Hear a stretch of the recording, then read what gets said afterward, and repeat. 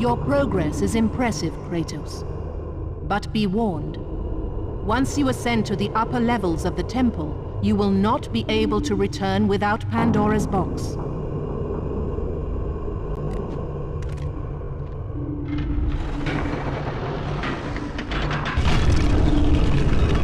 As Kratos rose through the massive temple constructed to guard Pandora's box, he realized it was a monument not only to the gods of Olympus, but to the madness of the mortal who had designed it. He'd conquered the lower floors of Pandora's temple, but what lay in wait above would test even the greatest warrior.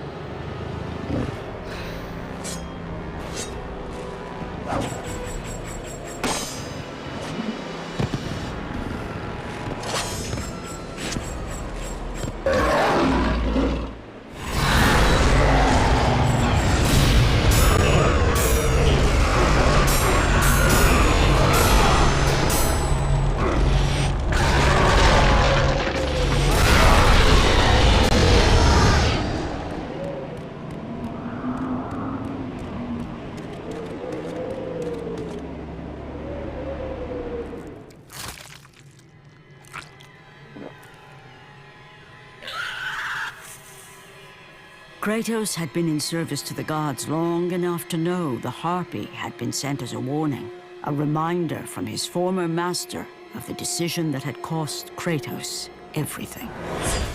Had it been that long since he'd almost met his end at the hands of the barbarians? That long since he'd traded everything to save himself? Ares! The sky split apart, and the god of war stepped through. Descending from Olympus, he saw the makings of a god in a mere mortal. Ares would save Kratos. He would turn him into the perfect warrior, his servant on Earth. Only a simple pledge of loyalty was required. My life is yours, Ares. From this day, I shall carry forth your will. And his fate was sealed. As promised, Ares rescued his new disciple, bringing forth the power of a god, destroying those who would slaughter Kratos and his men.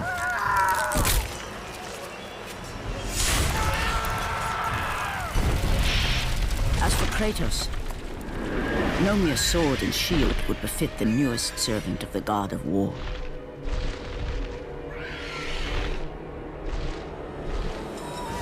The blades of chaos, forged in the foulest depths of Hades.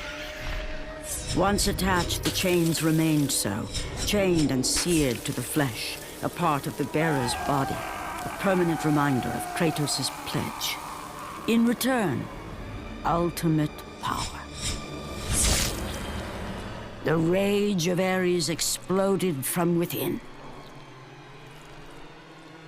But soon, he would learn the true cost of such power. A cost too high even for Kratos to pay. Wretched beast! I know who it is you serve. Return to your master.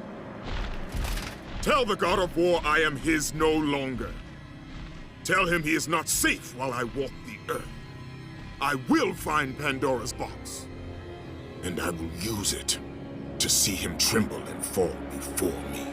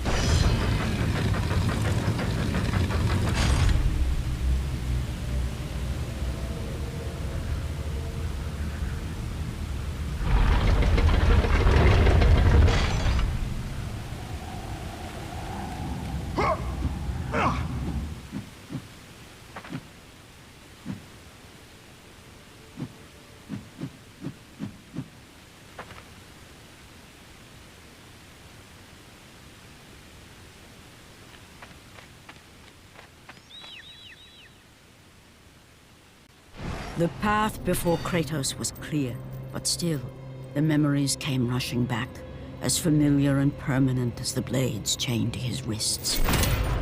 Memories of what he'd done in the name of Ares. Memories of how he'd become a servant to the god of war.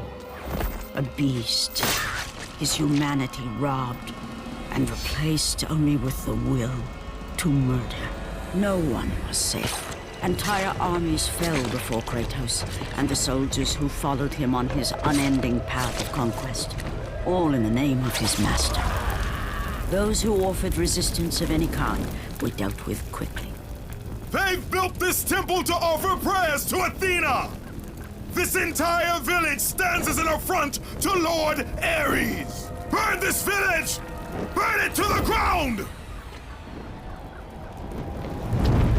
Emboldened by the god of war, Kratos' army was ruthless, feared throughout the world for their brutality.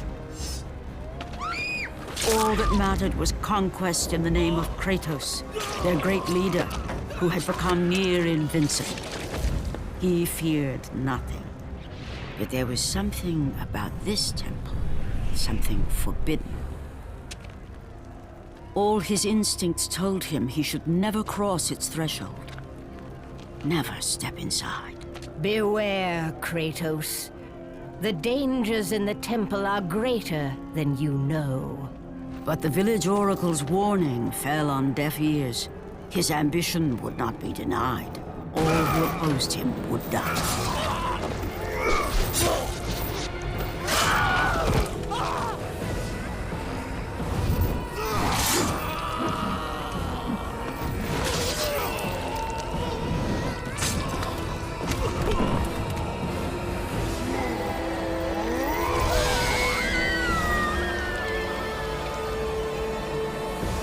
In that instant, the glory he had reveled in turned to horror.